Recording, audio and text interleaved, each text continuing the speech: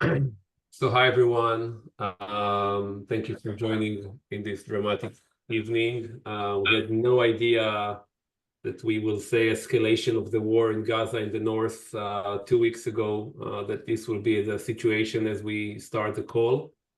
Unfortunately, Amir Tibon wrote me that about 30 minutes ago that they are with their daughters in the shelter room. So I was asking Noga to join us on the last minute. So Noga, thank you so much for joining us. I know that you're in between other reports to other Yeah, news channels. I am, Um, but it's a pleasure to join you, even if it's for a little while. And I just want to emphasize that I'm a very poor replacement for Amir Tibon, who has really been personally and professionally a hero of the last year. yeah. And I'm sure that we will find another time. So it's October 1st. We are 7 days to the October 7 massacre, Black Sabbath, the largest terror attack on Israeli soil um, ever. Um, um, okay, let me just, I'm getting some updates.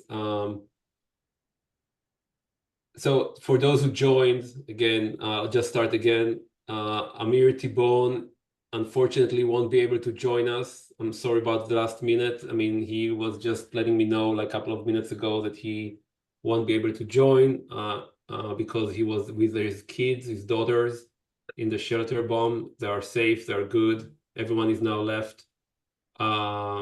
We also, so I was able to get ask the good friend Noga to join me. And Noga, I want you to, because I didn't prepare for that, and you are keep switching sides. So just I'm keep sorry. just keep it as you are comfortable. Noga is I don't have the bio for Noga, but Noga is a well-known reporter, and she's jumping on and off TV channels here in the US. She's based in Jerusalem, and she's a really good friend. So Noga, thank you for joining us. My Uh, pleasure. so we are going to start again October 1st, and we are joining this night in an escalation that we couldn't imagine just a couple of weeks ago. Noga, you are in Jerusalem. Give us your brief about what happened tonight and what happened in the last week, basically. Just a week ago, we were in a different place. I have to say that we are 7 days to the year. We have 101 hostages still in Gaza. Uh, Everything seems to be more important than that right now, but it's not. And I'll let Noga take it from here. And we also have Boaz Atzili, who I will introduce a little bit later. Boaz, thank you for joining us as well. Well, good evening from Jerusalem. It's been just remarkable here. There were sustained sirens for, I think it must have been at least 20 minutes, maybe half an hour. Initially, we were told by the IDF spokesperson that this was a first barrage of about 100 missiles. I think it was significantly more. I'm hearing variant numbers from between 200 to 400, but I posted to my Twitter account a video taken from my balcony, and you can see it looks like a meteor shower, but these are Iranian missiles, and it was quite an experience. I don't remember. There are two things that I don't ever remember before: such a sustained attack, um, siren after siren after siren, and also the fact that the entire state of Israel across the board was under attack. So it wasn't missiles are launched at Beersheba or missiles are launched at the Golan Heights. The entire country was painted red. We're talking about, 9 to 10 million people in shelters. So it's these two aspects are unprecedented. at the same time, a very serious terror attack was unfolding in Tel Aviv. And there are incredible videos online where you see the first aid personnel rushing to help victims of a terror attack in which, for now, at least 6 people were killed, and the sirens overhead. So I don't know, Ophir, if I can, accurately review everything that's happened in the last week, which has included a really remarkable Israeli escalation against Hezbollah, a very successful Israeli escalation against Hezbollah. But what I do want to say is that this avalanche of news is connected to the point you made about the hostages. The avalanche of news, the kind of ultra dramatic,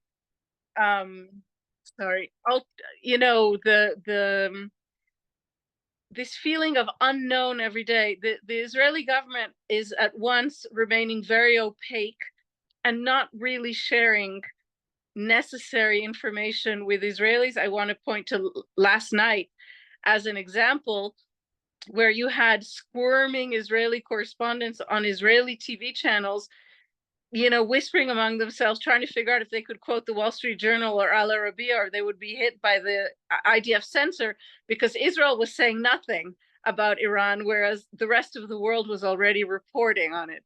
A ridiculous situation that causes anxiety and confusion among the population. And this is as in the same week in which Netanyahu managed a very successful political maneuver by adding 4 members to his coalition, which is now 68 out of 120 Knesset members, in which Hassan Nasrallah, this sort of iconic, legendary terror leader, was eliminated by the state of Israel. So much news, so much drama, and so much unknown has created a situation in which the government has succeeded in what I consider a really terrible thing, which is not just basically erasing from the public consciousness the whole issue of the hostages, but almost erasing from the public consciousness the whole issue of October 7th. Another piece of news that came out this week, behind the scenes, but I think it's important, is that Prime Minister Netanyahu is attempting to establish a fake investigation of October 7th. In other words, it would be government controlled. He would appoint the person who would lead this pseudo commission of inquiry, a pseudo probe, and it would be limited in scope just to examine the humanitarian disaster in Gaza. Therefore, even this fake commission could not investigate how the government failed to allow October 7th to happen. So I'm mentioning this as just this sort of very, very grave things that are happening and that no one can keep track of anymore. And that I don't want to sound paranoid, and I'm not paranoid, but I don't think it's a coincidence. I think there's some things, obviously, that the Israeli government does not control, even in Israeli territory. But whatever it does control, it's using, what in political science people call the shock doctrine, to try and overwhelm everybody's systems, to try and push us from an ability to even think clearly. And that situation is very dangerous in any democracy. It's even much more dangerous in a democracy at war. And it's triply dangerous in a democracy that is at war and that is also in its own way under assault by its own government, that is attempting still to take control of powers it doesn't legally possess. And I know that you covered many things, and we can dive deeper a little bit more. But again, for those of you who joined, I'm just updating that we are now about 250 people joined. We are trying to cover what's happening now in Israel with Noga. We are doing our best to do a switch. Unfortunately, as I updated it, Amir was not able to join us. He still might be, but I cannot promise that. Noga, I want to ask you about the situation in relation to you were talking about democracy, but I want to first again go for a second to what's happening right now on the ground. People are out from the shelters. According to the news that I heard, and you can correct me if I'm wrong, it seems like the attack failed in many ways because of the Air Force defense system. So again, +1 to the Israeli innovation, but it seems like everyone is talking about the response already. People are talking about the response, about the idea that even it's an attack, it's a war announcement by Iran on both Israel and the US, because US was alerting that the famous don't in the beginning of the war, and obviously another one last night. What are your thoughts about that? I mean, like, what do you hear on the ground? Well, the Israeli government, even during this attack, while it was still underway, through what is referred to here as a senior Israeli official, which is sign language for the prime minister, said that there would be a very, very severe response to this attack without any details. Subsequently, in a public statement, the Israeli army spokesperson, who obviously does not have the ability to give orders or reveal plans, said that the Israeli army has plans. I would be surprised if Israel does not respond. This is one of the most massive attacks. Instead of saying that the attack failed, the way I would say it is that Israeli air defense systems functioned, and really remarkably so. I think that that's a huge relief. Iran still has said that this is just the beginning, that this is not the end of the, attack it plans against Israel. But I would be shocked if there is not an Israeli response. The most frivolous and extreme members of Netanyahu's government, for example, a favorite of mine, diaspora minister Avichai Shikli, a guy, he's a guy, just for those who don't follow him, like I do as a hobby, he posed in an Israeli army uniform holding a weapon at the start of the war, like in his front yard, to pretend he'd been saying, here I am in uniform. What he didn't mention is that he was just posing. He had not been called up. So that's the seriousness of this guy. He posted in the Persian language on Twitter saying like big mistake. This kind of marginal but very powerful people related to Netanyahu's government are engaging in a lot of braggadocio right now publicly.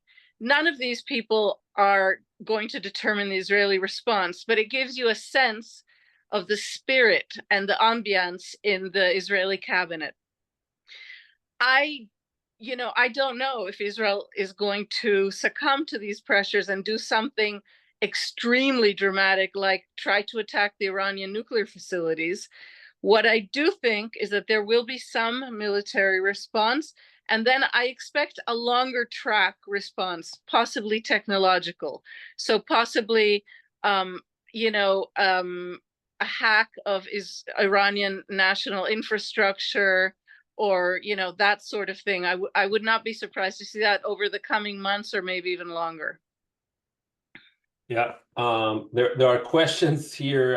People are interested. I mean, like you mentioned, it seems like the most esoteric thing, but I mean, you mentioned that Netanyahu was able to extend his coalition, and people are like, "What?"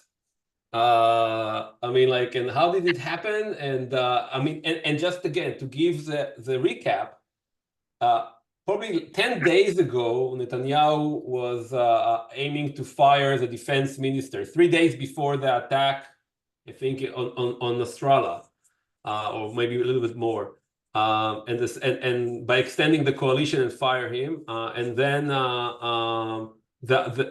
the attack happened, and then the same person, Gideon Sa'ar, is added to the government and the coalition. Noga, I mean, like again, I mean, like it seems like it's a really topic here. Can you just explain a little bit more about that? Yeah, and it's important and non-esoteric. It's just weird. um, I'm trying to remember, really so much has happened that obviously even the journalists can't cover it all. And I'm trying to remember what happened last night that also Israeli cabinet members started tweeting about.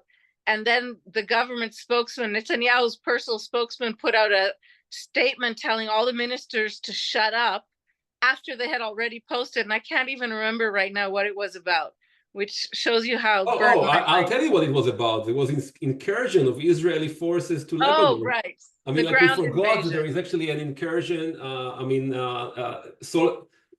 Soldiers, Israeli soldiers, started an invasion to Lebanon to again, they're saying a limited invasion, right? In order to Called it a remove limited ground operation. Yeah. limited ground operation. Okay, yeah.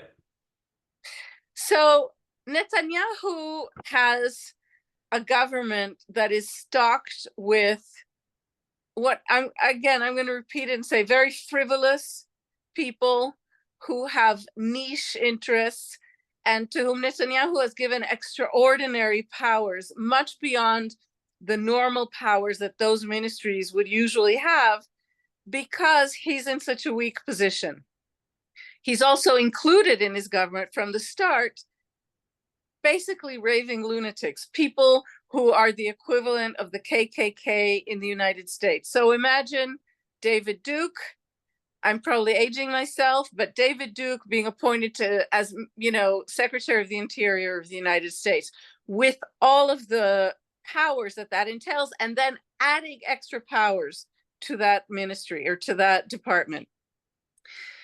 Still, because these people are inherently unstable themselves, and because they see a once-in-a-lifetime political opportunity that Netanyahu has given them to exert powers and to take power that does not, statutorily belong to them, they constantly are shooting off against the prime minister. So the Minister of National Security, Itamar Ben-Gvir, a rabble-rouser who's has literally zero executive experience, and has one of the most powerful ministries, constantly, every 2 days, threatens to vote against the coalition in parliament or to leave the coalition altogether whenever Netanyahu does something he doesn't like, even minorly. For example, when he told President Biden, yes, we're in favor of a ceasefire with Lebanon. We're in favor of those negotiations. This was on the eve of Netanyahu's departure for the UN. And this is when there were rife rumors that he was trying to fire mid-war his defense minister and replace him with this guy, Gideon Sa'ar, about whom I'm not going to say very much, except that he's politically very weak, has really no support, and has no military experience. That didn't happen in part because of the successful attack against Hassan Nasrallah. Also, I think because Netanyahu was in New York. But Gideon Sa'ar, who is was about to just vanish from the political scene, given how little support he has, basically offered Netanyahu to enter the government and thus increase Netanyahu's parliamentary margin by 4 in exchange for nothing. He's a minister without portfolio. He's a guy who has publicly humiliated himself. So he's a nothing, but in his nothingness, he has very possibly guaranteed Netanyahu's government survival until the end of 2026. And the damage that this can cause to Israel is almost incalculable. There is a question about the reality of. Okay, I'm listening to you. I'm just gonna have to switch my angle for 1 second, but I'm with you, and I'll be right back. I'm listening to you. I mean, I want to mention again the terror attack that happened tonight in Jaffa. 2 terrorist attacks that came from Hebron, according to the news channels. went down with an open long weapon, and the question is really, I mean, for a year we have known that the hope of Yihya Sinwar on the attack of October 7 was to bring all fronts together to fight Israel. Do we think that I mean, and on top of that, we saw a lot of extremism of settlers in the West Bank, and everyone was warning that this would become another front, which was quiet on that level. Do you think that we are seeing an increase now of, I mean, and we know that before the high holidays in Israel, there is always an increase of alerts, warnings against terror attack. How do you see these all fronts coming together? It's an extremely dangerous and chaotic situation that is almost unmanageable. This connects to what you and I were talking about before, that there's such an avalanche of news. Now, Israel has extremely dangerous, well-armed, and vicious enemies. That's not a question for me. But one of the major parts of the responsibility of the government of Israel is to handle those threats as best as possible. So, you know, the government of Israel has a certain measure of responsibility, not for the fact that there are armed terrorists in Jenin in the West Bank, but yes, for the fact that that situation was not handled, not at all handled. And so the danger grew and grew, as did the danger of Hamas in Gaza, as did the danger of Hezbollah in Lebanon, over a period of many years in which the Israeli governments, various Israeli governments, almost all but one, led by Prime Minister Netanyahu, used a doctrine of what he calls managing the threats. Managing, not addressing, not coping with, not responding to. And October 7th is an indication of the utter failure, in my opinion, of that doctrine. But what we're seeing now are senior ministers in the Netanyahu government funding and supporting illegal acts and violent acts by Israeli settlers in the West Bank. Again, the reason this isn't receiving as much coverage as it should is just that, you know, journalists can't cover everything. There's too much news. And there's also growing violence on the Palestinian side.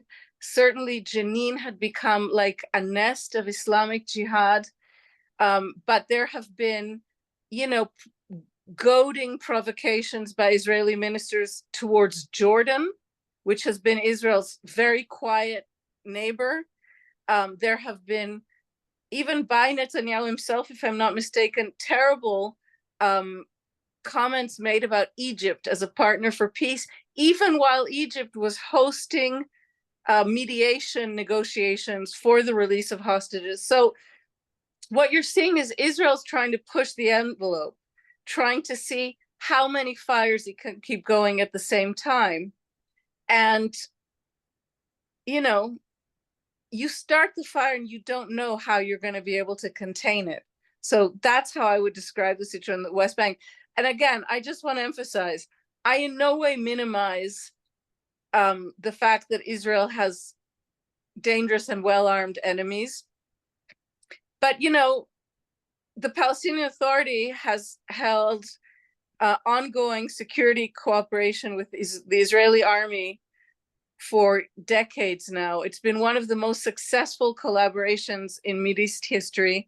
No one talks about it because it doesn't politically serve either the Palestinian Authority or the Netanyahu governments to say we rely on each other.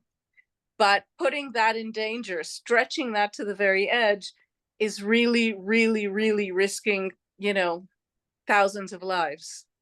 And that brings us to the point where, I mean, you talked about that. I mean, during the Netanyahu's speech to the UN, which was less than a week ago, he was talking about about how everyone around us wants to, I mean, like he was trying to create this amazing coalition of enemies around us other than the Islamist regime. And there is a really viral video going on the web right now that is not shown a lot in Israel, of the foreign minister of Jordan, I think, right? Yes, Speaking. Ayman al-Safadi. Ayman al-Safadi. Speaking about coming up in one of those videos that will either be remembered as the video that brought us peace or the video that we ignored. Can you talk more about this statement that he made? I mean, like, which is on behalf of what's 57 countries? Yeah, country? 57 Arab countries. So this is a very interesting thing.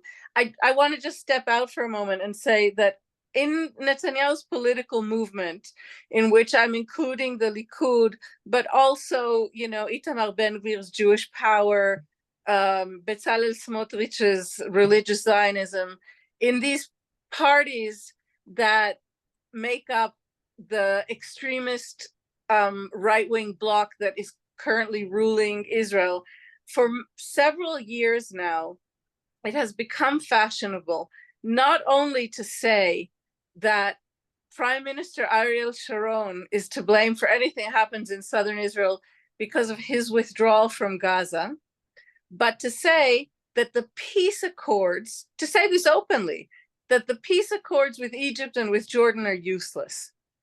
Now, these are peace accords that have indisputably saved thousands and thousands of lives.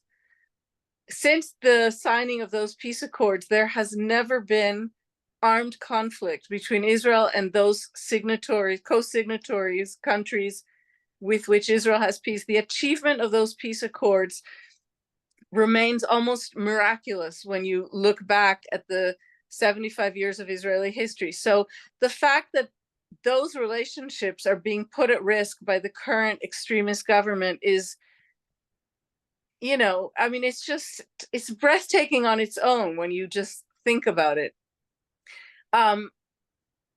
What happened at the UN is that Netanyahu gave a speech aimed at his base principally, and a completely forgettable speech because he didn't say anything new, and then it was immediately you know, overshadowed by the attack against, you know, the hit on Hassan Nasrallah. So he did depict, as he always does, Israel alone in the world. It went much beyond him drawing out, you know, what Iran likes to call its ring of fire around Israel. It went also to basically dismissing Israel's alliance with the United States as something life-saving.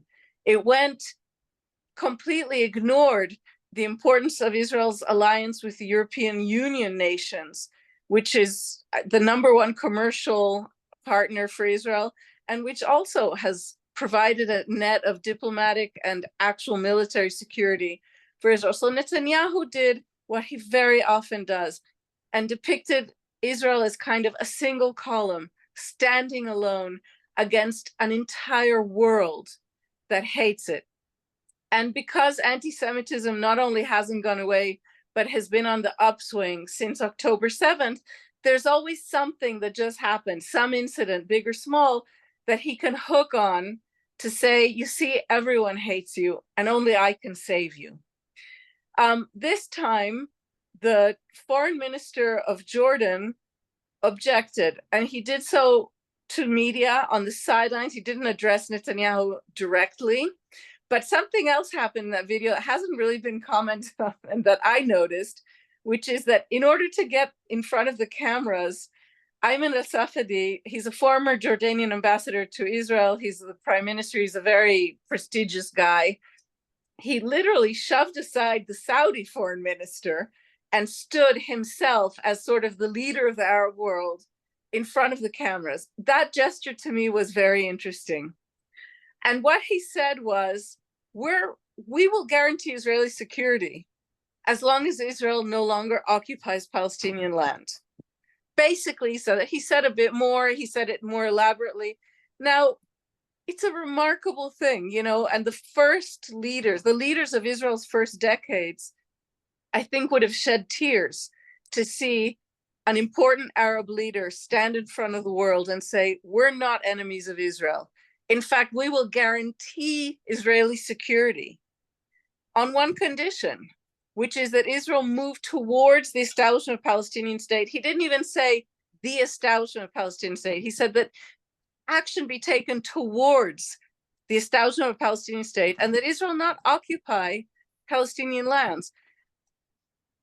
In Israel, that's, again, in part, I don't want to blame my colleagues in the Israeli media because they too are overwhelmed, but it's a historic statement. It is remarkable. It is remarkable.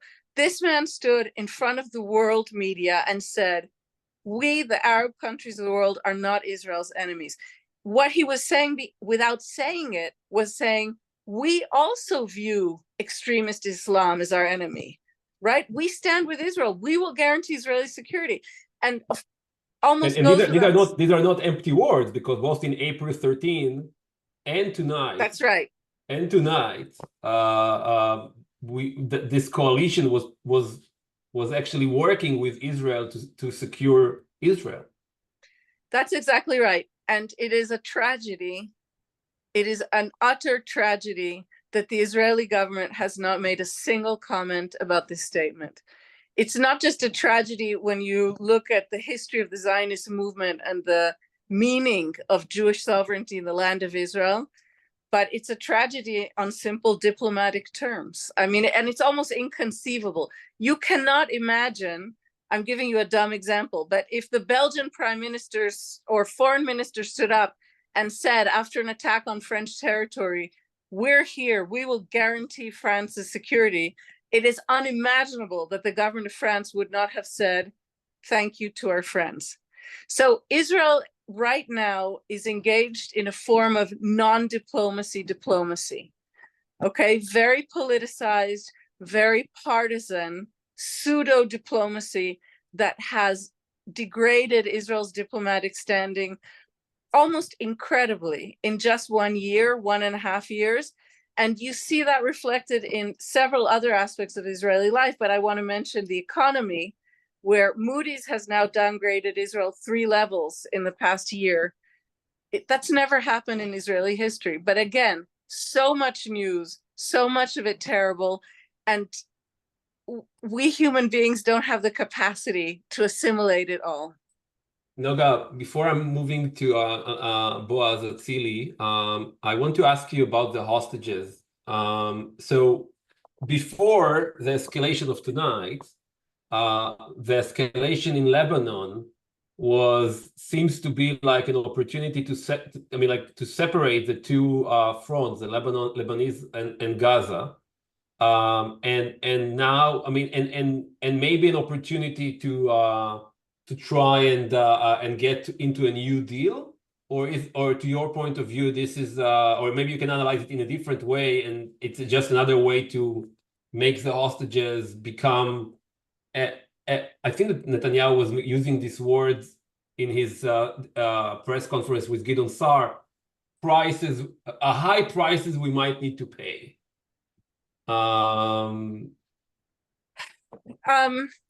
First, I'm going to have to go soon, and I want to apologize to Boaz Atzili, who I would love to hear, and to the rest of you.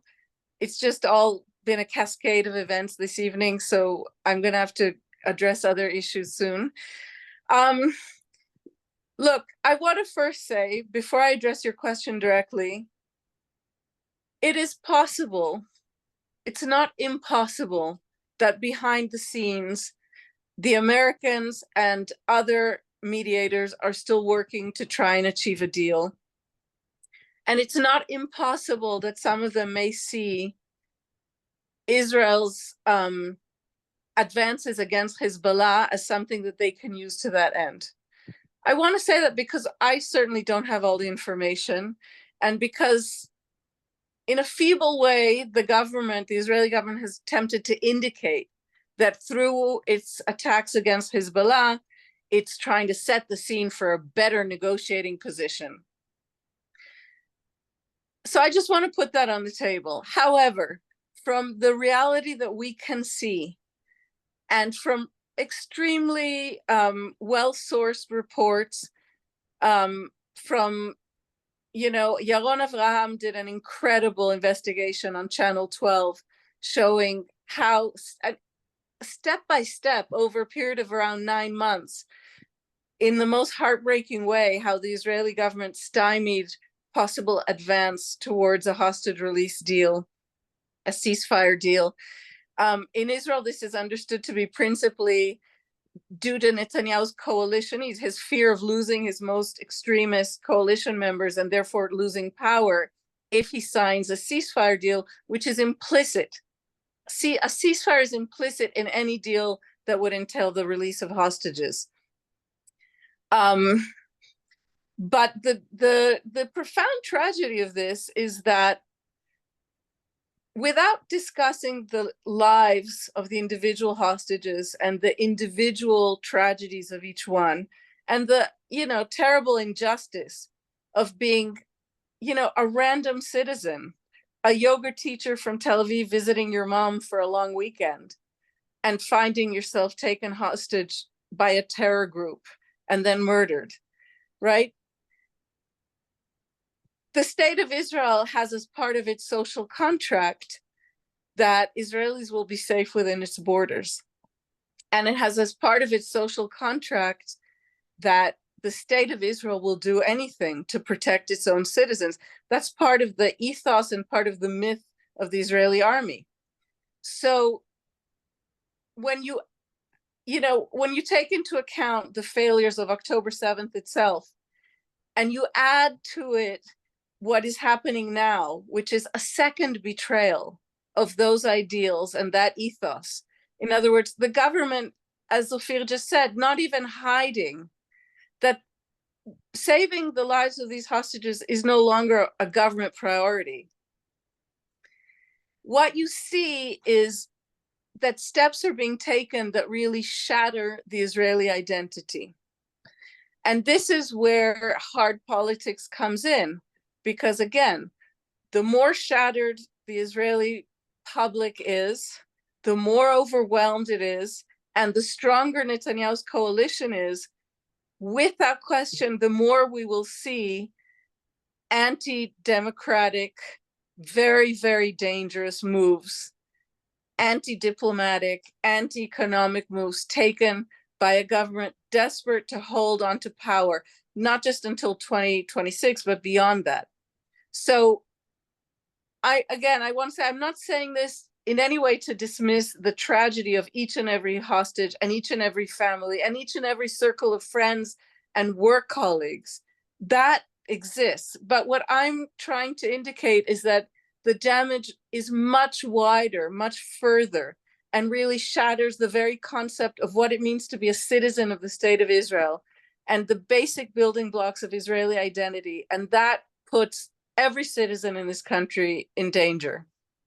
And it's important to say that I think that Yair Golan just mentioned it today, and Noga, I'll let you. I'll also let you go in Tehran. That again, we have just learned how much of this October 7th type of attack was prepared on the front in the north, and for 10, 11 months, they were evacuated, and instead of starting fast and figure out how to do that, there was a delay. Again, it's all very complicated. I don't know. There were numerous reports tonight after the IDF spokesperson released this information about Hezbollah's very advanced plans to invade Israel from the north and perpetrate an even worse October 7th.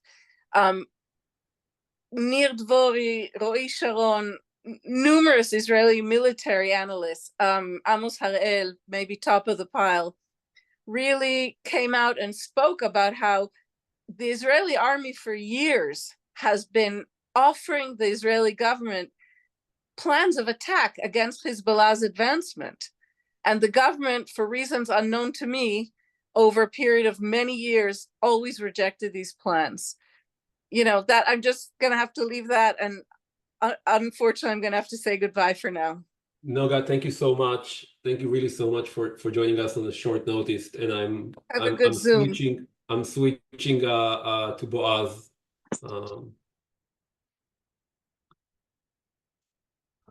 Ask to unmute Boaz. Hi, Boaz. Thank you for joining as well. And a Hi. quick note is I'll just introduce quickly Boaz. And Boaz is a good friend from Unacceptable DC in DC. He's a professor at the Foreign Policy and Global Security Department at the American University in DC. And he didn't plan, but he had another title in the last since October 7 is a hostage family member of Aviva Tzili, who was murdered and in captivity, right, Boaz? Yes. Yeah. In captivity. So, Boaz, thank you again for joining us on a short notice. I want to ask you, I mean, wearing those two hats, how do you feel tonight? How do you feel post how did you feel as a hostage family member after the attack in Lebanon? What do you think the hostage families are feeling right now? I don't know if I assume you don't speak on behalf of everyone, but from what you understand. So with the hostage family members that I'm in contact with, there's a lot of confusion, like everybody else in Israel, but there's also desperation because as much as the deal seems to be getting further and further away before the last couple of weeks, right? It started with a pager attack and escalated to the assassination of Nasrallah and the ground invasion of Lebanon, and tonight with the attack from Iran. The issue of hostages seems to be basically forgotten. Again, like Noga suggested, there are a lot of people in the hostage families that mentioned the strange coincidence that all of this happened around October 7, which is a date we know the prime minister wants to forget and wants everybody else to forget. I heard a lot from family members that I'm in touch with, and I mean we are getting closer to October 7. There will be a lot of memorials in many of our communities here and around the country and in Israel, and it's kind of like we are creating a memorial for October 7th for the 1,200 plus people who were murdered. I think it's more than now. I mean, and the hundreds of soldiers that died in the war. And the hostages, and there is another 101 hostages. You have been working a lot to try and get the Jewish community be aware of or try to join the families to try and work closer with the Israeli government to make sure that this basic idea of like life before land, before war is happening. If there is any more pressure that you expect us to do or to expect the people can do during Rosh Hashanah? And then I want to move to talk about Lebanon. Yeah, I think in general, Noga mentioned Yaron Avram's report on Netanyahu's sabotaging, torpedoing the deal before. We all know that, and many more attempts to sabotage the deal before. The thing is that I think the vast majority of the Jewish community in the US perceive an open critique of the Israeli government as hurting the state of Israel and also hurting the Jewish community itself. I think that's a problem. I think that's exactly the opposite. Lack of critique from the Jewish community in Israel and automatic support of a government that works not only kind of abandoning the hostages in Gaza, but very directly hurting the interests of the state of Israel. on all fronts. And if we think about Gaza, almost every security higher ups in Israel, former ministers of defense, chiefs of staff, heads of Mossad and Shin Bet, etc., tells us all the time that it's the interest of Israel to get out of Gaza, to end the war in Gaza. That's strategically, every day that we are there is creating much more problem to the state of Israel. Even if we put the issue of the hostages aside, then staying here, then staying in Gaza, occupying Gaza after destroying really probably 90% of the houses in the strip, making everybody refugees. The damage in terms of like diplomatic relations, in terms of Israel's position in the world is immense. But the government is putting out every time, the government in particular, Prime Minister Netanyahu. That's the one thing I don't quite agree with Noga, and I think that Netanyahu is not being dragged there by the extremists in his government, Ben Gvir, Smotrich. He actually wants to prolong the war as much as possible because of his personal, because of For his political survival. Political survival, but also personal, because of the trials that he's gonna stand, and because he doesn't want an investigation of October 7 that will undoubtedly find him unsuitable, at least for serving, but I think much more than that. So that's a real, I think that's the real existential threat to Israel. Even if you take into account the Iranian and Hezbollah and everything. And when you say the threat to Israel, I mean, like you're saying that there is that we are, again, I mean, it's I mean, for the audience here, again, I mean, like it won't be surprised that we believe for many years that it's a threat to Israel to have an indicted prime minister who is who we cannot trust his decisions. I mean, in the last 2 weeks, I mean, like everything, I mean, things at least on managing the threats around Israel, right, and starting to initiate seems to something is working right now. It's in the tactical level, right? In the tactical level, something is working. On the other side, again, we see we know and we feel like it's similar to what happened in Gaza, and that's what I want you to think about what's happening in Lebanon. If you can answer that, I mean, like, how do we? I mean, what do we want to achieve, and can we count on the government to actually have a strategic, political, diplomatic end game for that focused or small incursion? We just need to remember, I mean, for those of you who didn't know, like in 1982, there was a similar limited invasion just for 40 kilometers, hopefully for 40 days, that ended up 18 years in Lebanon. So we hope this time is different, but we have to take it into consideration. It was definitely a different government back then. Yeah, definitely. And then I'll put on my kind of professional hat a bit more, and a little bit more personal. I have to mention that I spent most of my army service in Israel in Lebanon, inside or on the border, when South Lebanon was occupied by Israel. There was the security belt, a security buffer. That didn't work there, and it will not work this time. I think the problem in Israel,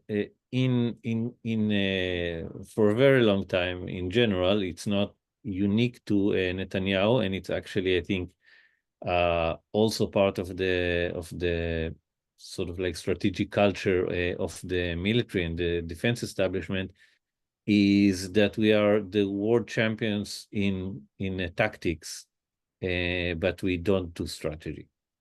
We just don't think strategically. Don't think about, okay, what is our long-term goal and how do we get to that goal? And just think about the next day and the next step. So for example, we have Israel has this tendency that when we are under attack, we say this is not the time to talk, right? Like today, like tonight, tonight in Israel, today here. This is not the time to talk because we are under attack. If we're going to talk, if we're going to turn to diplomacy now, we're going to be seen as weak, and that will be to our detriment.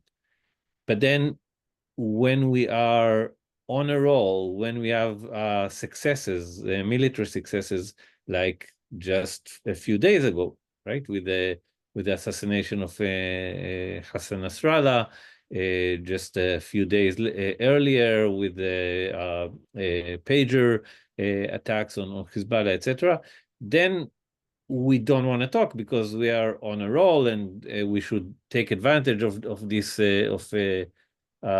creation of tactical advantages. That's not the time to talk. So when is the time to talk? Never. To achieve real strategic gains, you have to use both military and diplomatic measures. And you have to talk, and you have to talk with friends, and you have to talk with enemies. And you have to also, let's say Israel had to get into the villages close to the border in Lebanon to destroy the Hezbollah infrastructure there. As a kind of wise policy would be to declare, this is what we're doing. We're doing it in order to destroy the Hezbollah infrastructure. We're doing it for a few days, and then we will go back to our own border. But Israel doesn't do that, right? But they did mention they are limiting this to a very short time, and I mean, no. They mentioned it's limited, I believe, in terms of territory, but I didn't hear that it's mentioned that it's limited in terms of time. Maybe I missed that with all the barrage of news. You know, my fear is that you take the first line after the border, and then Hezbollah will shoot at you from the next ridge, and then you will take the next ridge, etc., and we'll end up at the Litani or something like that. But like more important than that is, say, when you have successes, that's the time to say, okay, my goal is not to take over Lebanon. My goal is to reach an agreement that will safeguard my northern border, right? And I think it's kind of, I think it's really all the three fronts are connected in a way, in my mind. The way and the other, just to mention that, you know, another side effect of this continue to attack and attack and attack is that at a certain point Iran says to itself, okay, I am seen as a very weak actor. I have to respond to that. And now we have the whole cycle of escalation with Iran. How do we get to de-escalation? How do we get to a better place? I think it's all could be connected. Let's say under a different prime minister, I would expect it to be connected.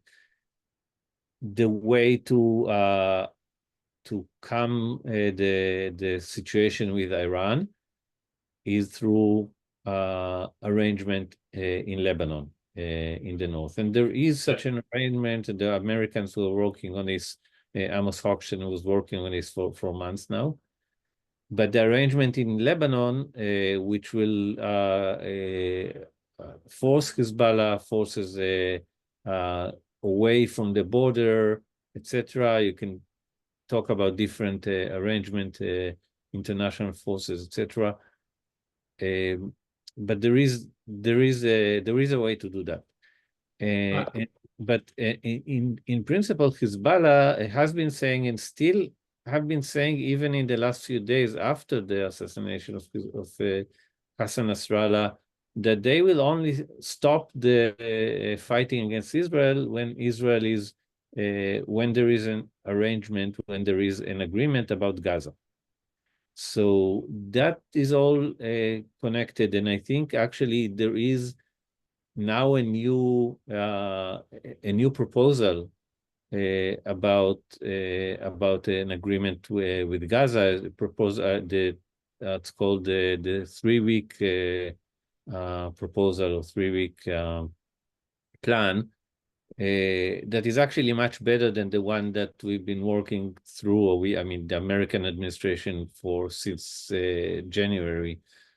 And that is the idea that in 3 weeks, if Israel ends the war, withdraw from the Gaza Strip, all the hostages will return, and Hamas apparently have agreed to not only do that, but also agreed to create a technocratic civilian government in Gaza. So it's not. It's something that it's not yet all the details are closed, but it's something that I would urge everybody, especially the mediators, to explore very, very seriously and thoroughly. Yeah, Boaz, thank you so much. I mean, like I mean, I'll share. I mean, this is it's a private proposal that was done by Gershon Baskin, which is really, really interesting. I can share more information on our recording. Boaz and everyone, again, we are sending a lot of hopes and love to the hostages' families and to the people of Israel. Tomorrow is Rosh Hashanah Eve, and in 7 days it will be the anniversary. So everything seems crazy, but stay strong. Again, we will keep fighting for the democratic soul of Israel. If you have an opportunity, check our website and connect on your local chapters. And also send the link to some award that I was nominated on behalf of Unacceptable for presenting on the Z3 conference. And again, I mean, sorry, we couldn't have Amir today, but I'm sure we'll have him next time. And I want to thank again to Noga, who is not here anymore, and Boaz for taking over. Shana Tova, and we'll be in touch over email. Thank you. It couldn't be much worse. It could be much worse. Shana Tova. Shana Tova.